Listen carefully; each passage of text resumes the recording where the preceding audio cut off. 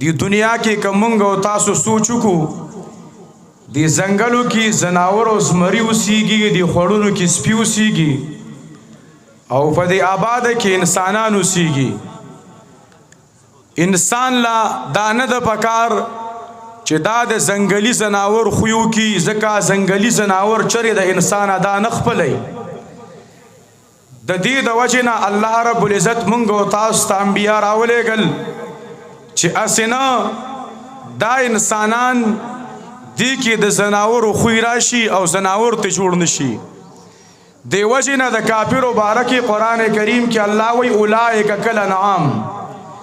دا دی وجې نه وی چې کافر چونکې هغه یو داسې نظریه او سوچ پل کړی دی چې هغه سوچ او نظریه د زناورو ده ځکه قرآن دو طرقه کوي اولئک هم خیر البریه اولئک هم شر البریه ټیم نشته مختصر خبرې کوم اوس مونږ او تاسو ته مولوي صاحب یو خبره وکړه هغه هم په دغه بنیاد باندې وه چې مونږ او تاسو د خپلو بچو نه داسې نیکان صالحان اولیاء علما جوړ کو چې سبا په محشر کې زمونږ او ستاسو دپاره د الله په دربار کې شفارسیاني اسې نه چې د خپلو بچو نه داسې جوړ کو چې پیغمبر علیه السلام هغه ته خیرې کوي چې سحقن تباه شي نو چې زما او ستا هغه مولا زوی ته پیغمبر علیه السلام خیرې کوي نو زما او ستا به څه حلي او دا مو وایي د عوامو کې یو دا سوچ او نظریه او فکر پروت دی چې یاره هر مولا ښه دی مولوي صاحب تاسو ته خبره ختمه کړه خو زه به یو مثال درکړم ډېرې خوږې خبرې وې چې مولوي صاحب اوږدې کړې وې